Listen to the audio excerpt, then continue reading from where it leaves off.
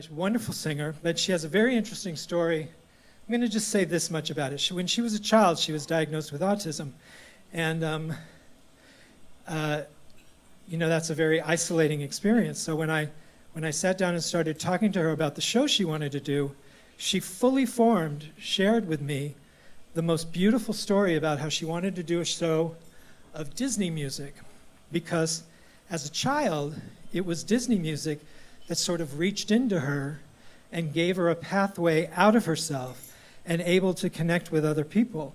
And she's an encyclopedia of all this music. And it's really been an incredibly inspiring and moving experience working with her. And tonight, I'm sure, is her debut in Los Angeles, right?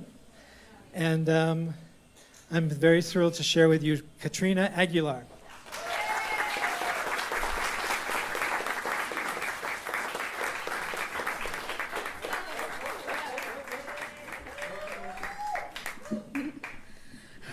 Okay, thank you, Clifford, for saving me from falling on my face, which might have been funny to some of you. Anyways, seriously, thank you so much, Clifford, for helping me put together this show. This is a bucket list item for me, and to put together my two passions, singing and Disney. And in speaking of which, this piece, this one has been extra special to me because, as he pointed out, this was how I initially learned to come into myself. The part of your world from The Little Mermaid. This piece was not only the first song I've ever learned to sing, or even the song that made me dream of becoming a mermaid myself. But this was about yearning for the seemingly unreachable. And when you grew up in the autistic spectrum, all you really wanted was to be loved and accepted as part of your world.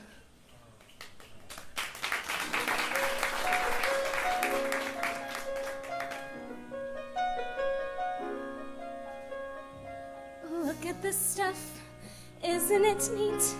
Wouldn't you think my collection's complete? Wouldn't you think I'm the girl who has everything? Look at this trove, treasures untold. How many wonders can one cavern hold? Looking around her, you think, sure, she's got everything. I've got gadgets and gizmos aplenty. I've got who's-its and what's-its galore. You want thingamabobs? I've got 20. But who cares? No big deal. I want more. I want to be where the people are. I wanna see them dancing, walking around on those, what do you call them? Oh, feet. Flipping your fins, you don't get too far.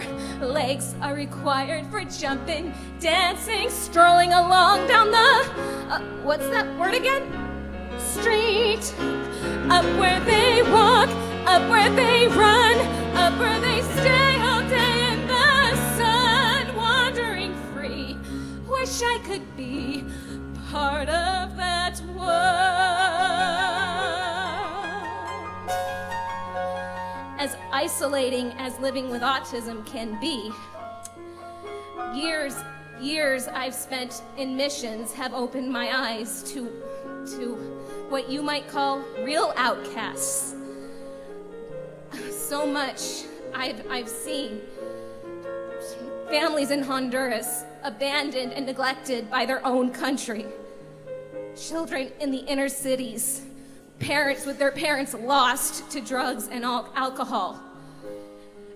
Prisoners at Donovan's whose own families have written them off. And then there's people like me who are ostracized for the simple crime of being different.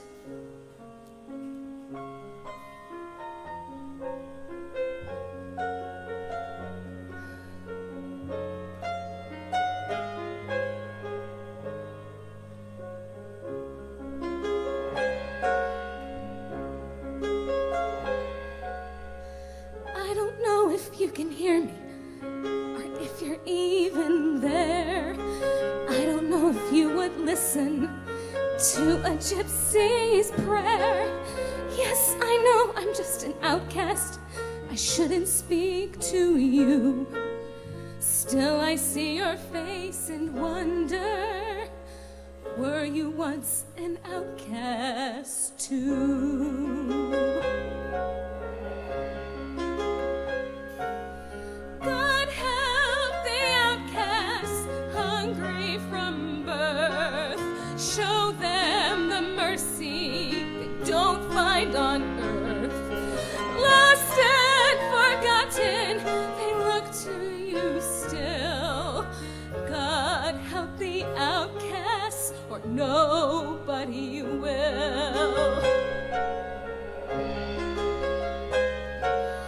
I ask for nothing, I can get by, but I know so many less lucky than I. Please help my people, the poor and downtrod. I thought we all were the children of God. I don't know if there's a reason why some are blessed, some not. Why the few you seem to favor. They fear us, flee us, they do not see us. God help the outcast, the tattered, the torn, seeking an answer for why they were born. Wheels of misfortune have blown them apart. You made me outcast, don't cast them out. The poor and unlucky, the weak and the odd. I thought we all were the children of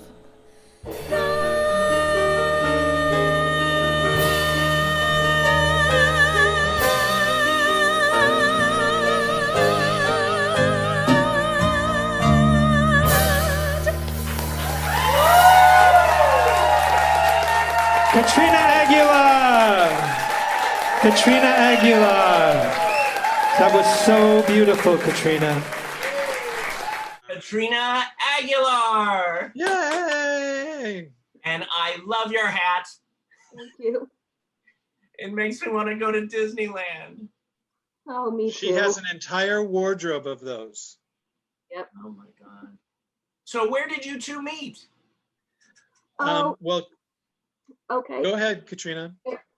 It was at Tim Moore's open mic at Hennessy's on Monday nights initially. Sorry, ignore this mess. Uh, But anyway, it was at Tim Moore's open mic nights at Hennessy's in La Jolla. And then I did a workshop of his along with Michael Levine. So that's how.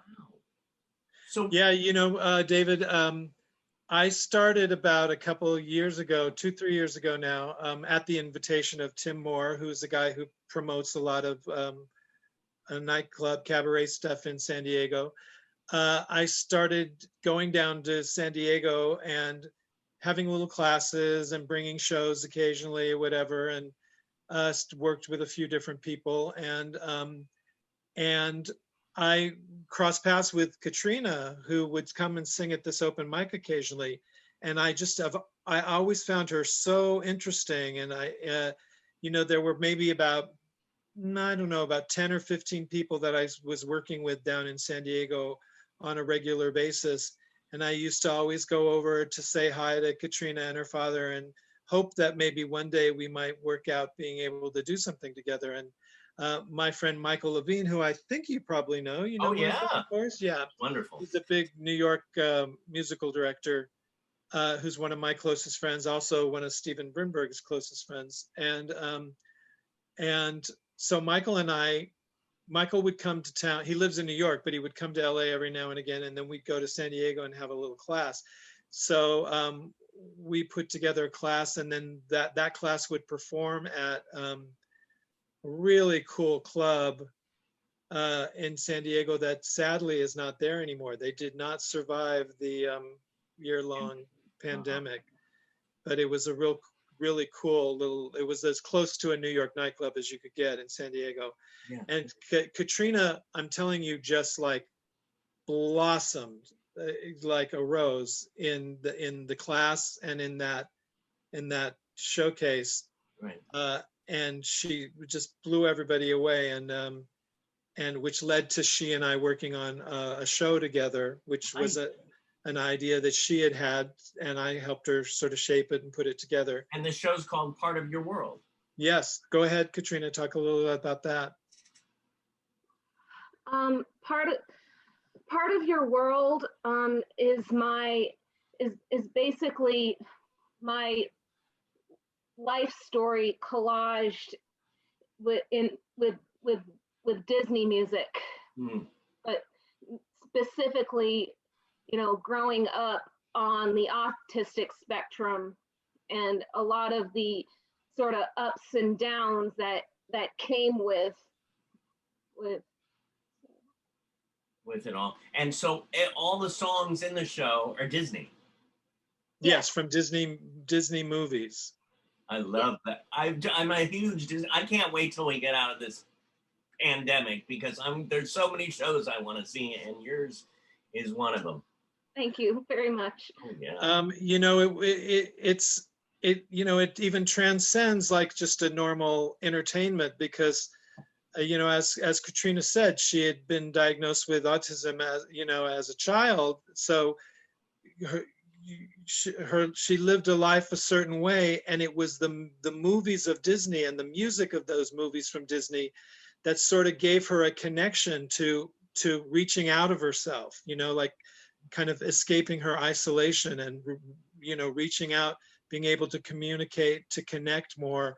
And as we go through this show, I mean, she's an encyclopedia of Disney music and all the Disney characters and stuff. And, I would say it's about 75% more of the more contemporary ones. Like I'm 112 years old. So Disney to me is like Haley Mills. You're almost as old as I am. I can sing you all the songs from Summer Magic and Pollyanna, but she knows all the hipster. I grew up in the '90s too, so that's mainly my generation.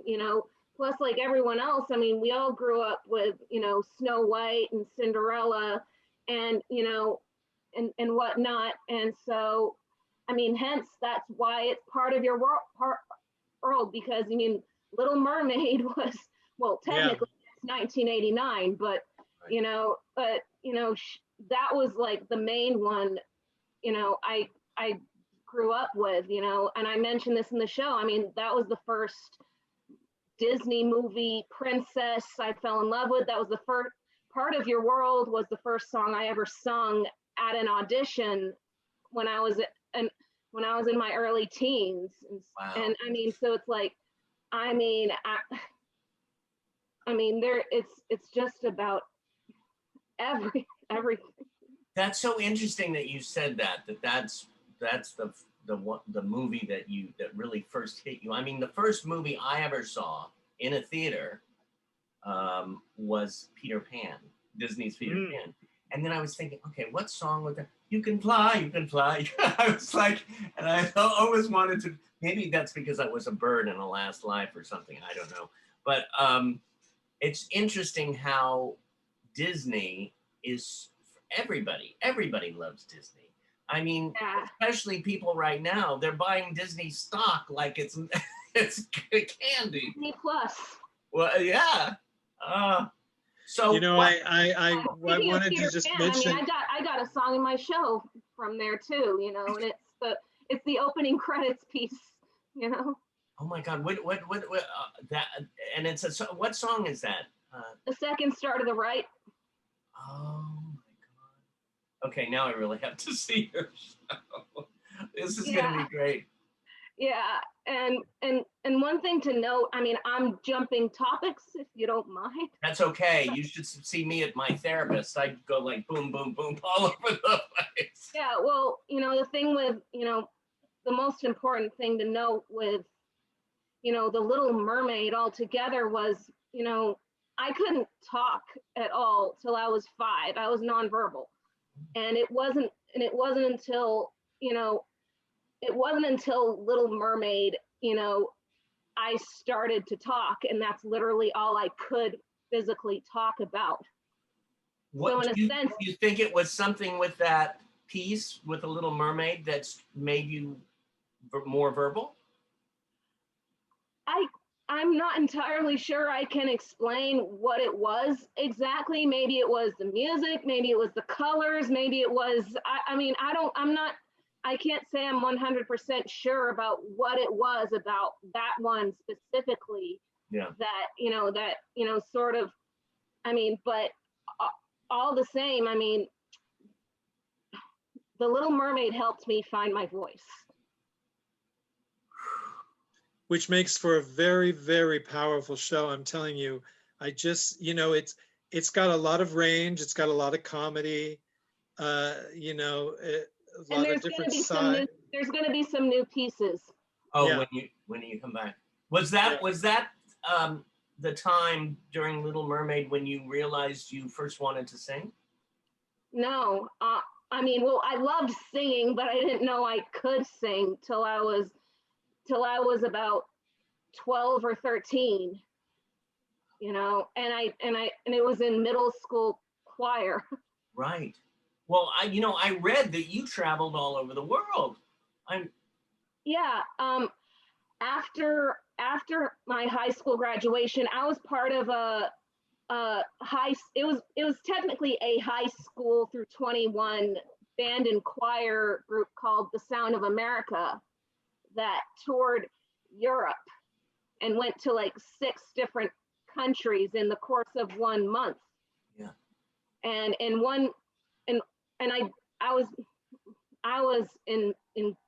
I was amazingly blessed to have done it twice. But in one of those times I sang, I did a solo in one of them, and it was, technically I was part of a trio. It was 3 little maids from the Mikado, Gilbert and Sullivan. But anyways, that was what I did then, But anyway, so there was that, and then a few years late, several years later, my voice teacher was part of this full-on, music, workshop festival in Vipiteno / Sterzing, which is sort of, it's sort of a mountain-esque area between Italy and Austria, where locals in Italy and Germany go to vacation, but that's where we do this festival, and that's where I did opera scenes and I sang a few roles there, and one of my main ones was Giulietta from Gianni Schicchi by Puccini, and by the way, it's the scene with the famous O mio babbino caro, and which is one I'm almost certain, if you weren't into opera, you'll have heard this at an Italian restaurant or something. But that was. I was just thinking about, I don't know if you do you know Rex Louis Clack? He is an amazing pianist and savant, and he is so into opera, and I just could see you both in the same show together. It's just, I don't know, this just triggered it, but I mean, you go from opera to jazz to Disney, so you do it all. You know what? I love it all practically. So yeah. And when you want something and you put your mind to it, then, And you I think were that's all it is for me. You were a vocal performance major at Boston Conservatory. Boston BOCO, Conservatory. we lovingly call it. Right. So when I met her, Yeah. what I heard her mostly doing was kind of more of a legit thing. Yeah. But you know, what Michael and I brought her more into is the cabaret, more conversational type singing and storytelling, Yeah. which I'm telling she has a gorgeous, gorgeous voice and such a profound story to tell. So it's just like kind of all the elements just kind of hit. The chemistry just hit perfectly. Another, another person that really helped with that is Eileen Bowman. Right. Mhm. There was a period of time after BOCO where I was at this, I guess you could say I was at a crossroads or whatnot. I wasn't sure, and I wasn't even sure if I wanted to do music. Yeah. And then at that same open mic, Tim Moore's was where I met Eileen, who's an incredible vocalist, actor, and as well as a coach. And she helped bring back my love of music and performing, which then eventually brought me to, so. Mr. Bell. Yeah, she's a very popular performer down in San Diego. She's a very popular personality teacher down there. I gotta get, I keep on saying, I gotta go here, I gotta go to San Diego. This is for both of you. What is your biggest joy in life? Katrina, I'll let you go first. Okay. My biggest joy in life. I would say it's always been Disney. I mean, for how it's opened, it's always opened my life, how it's always open. I mean, that's what got me into my passion of, performing and singing. That was what, helped me find myself. It helped me get, it's always been there through the best and worst of parts of my life, and that's, and the fact that is that that's, if you ask me, why did I ever start singing, again, it always stems back to that. So I would say I can safely say that, and it's brought me, some of my happiest childhood memories. It's brought back some of the best memories I have now. Yeah. So. While we're on Disney, do you have a favorite ride at Disneyland? The Haunted Mansion. Oh, that's my number 2. I love it. It's always been in my top 2. I love that. Why the Haunted Mansion? Because the other thing I love is my favorite thing in the world is Halloween, and everything about that. This is up my alley. I mean, it's creepy, it's cute, it's just, it's just like, it's a ride where you kind of walk and it's like, how do they do certain things in it? Yeah. It's just, and that's the other thing. I'm into gothic horror type stuff. And so the fact that Disney has that sort of way to combine the two, and that goes along with Nightmare Before Christmas. Right. Oh, how cool. Yes, Mr. Bell? All right, so what's my greatest joy? Well, my first instinct was to say eating, but I've been losing weight, so I'm gonna not say that. Okay. I have to stop caring about food more than anything else. But truthfully, really, the thing is, I think my greatest joy is presenting singing. And, sometimes that means maybe singing something myself, but more often than not, it means like creating an opportunity for somebody to do their thing, because I love the art form. I love the art form of the performance of singing, the storytelling, the intimacy, the connection, the musicality. I'm obsessed with it. I built my life on it. And you know, I wanted to mention that in this downtime, in the almost a year now that we haven't been able to do anything, my friend Michael Collum, who's a great pianist, we were bemoaning the fact that we weren't able to do anything. And he has a very nice house, and he said, well, let's do something in my backyard. And so we started doing these things where we push his grand piano to the side porch. Yeah. And we'd get filmmaker friends to come with their ring lights and and set up cameras, professional quality, broadcast quality cameras. And I got people like Raina Strober and Mary Bogue and Charlotte Crosley.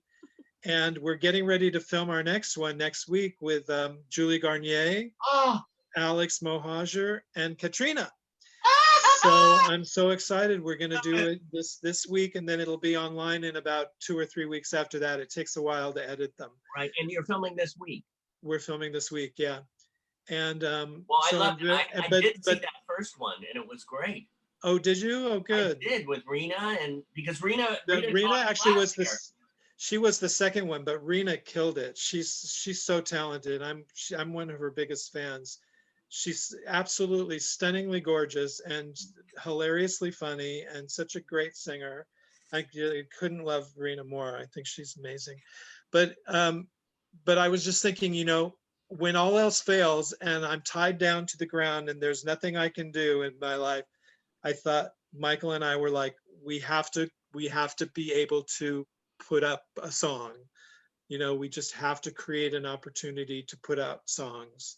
Well, and so we did, and it was so gratifying. And it was so fun, and everybody who's done it said, "Oh my God, that's the first time I've sung with a live piano in 6 months, or 8 months, or 9 months, and that's what Julie, even Julie, who she's managing to function with quite a professional career teaching voice, and she was in the tour of Come From Away when the COVID started and all. But she even said, getting ready to film next week, she goes, this will be the first time I've sung live with the piano in a year. Wow. So it's a special thing for people, for people who love to sing. It's a big deal. It's a special thing. Well, and it really heals. It heals those who sing and perform. But for those watching it, you just go, there's light. Yeah. There's light at the end of the tunnel, kind of. Yes. That's what I'm trying to do with Part of Your World. Yeah, we're planning on putting the Katrina's full-length concert up. A friend of ours, a friend and client of mine, Lois Pergon, is a wonderful performer woman that I've worked with for many years. Yeah. She has a beautiful house in Manhattan Beach, and she has a beautiful backyard.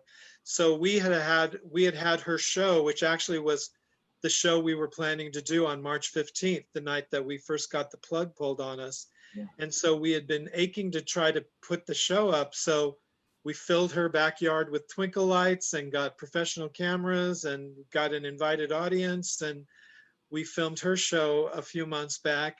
And it was such a great venue that we decided we're going to do Katrina's there. Probably, we haven't set the date, but it's going to be sometime in early April probably. And Katrina has a wonderful musical director that we've collaborated on putting the show together with, named Richard Morrison.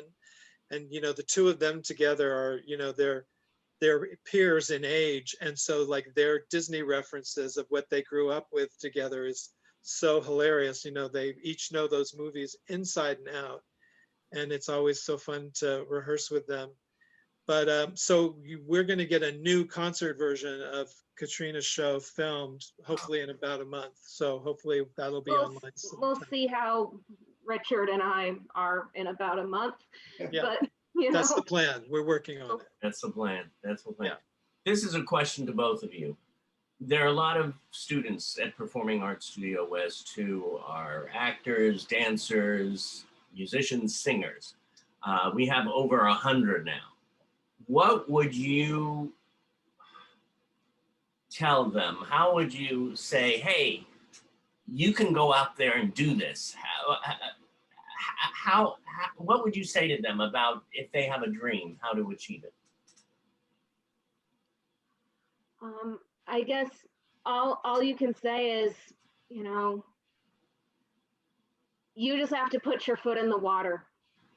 You know, that's what it comes down to. You have to be brave enough to take that leap. You know, and it's I'm not going to lie to you. It's going to be rough. But, you know, but if it truly is your dream, you know, you have to keep going. You know, you're going to get a lot of no, but you have to keep performing, keep auditioning. You know, that's kind of what it comes down to for anyone, you know. You know, I think that it has to do with, you know, and this is true for everybody, but that much more true for people that have any sort of disability or any sort of challenge that way, is everybody has to find their own niche, and everybody has to find their own way to present themselves authentically so that they can be received on their own terms. And, you know, I think that's true for everybody. I mean, I think that's true if you're Whoopi Goldberg or Cheryl Ladd or Ali Stoker, you know, the woman who was a Broadway hit Tony in a wheelchair and is having quite a career. My favorite Christmas movie this year was her Happy Ever After thing, Christmas Ever After. But, you know, I just, you know, I think back to the show that you asked me to help you with, and you know, you had maybe a handful of people that were, you know, I guess, what do you say, non-disability, you know, performers. And then you had people that, you know, were in some way. And I'm telling you, that show was like showstopper after showstopper after showstopper, because the thing that everybody that you presented had in common is they knew how to come on stage and be themselves. You know, whether it was in a wheelchair or whether it was blind or whether it was, you know, whatever the challenge was, they knew how to just say, this is who I am and this is how you can receive me. And I'm telling you, it was standing ovation after standing ovation, because that's what you have to do. And, you know, that's what you have to do. You know, everybody has to do. You have to find a way to authentically communicate what's unique about you. And the same is true for anybody.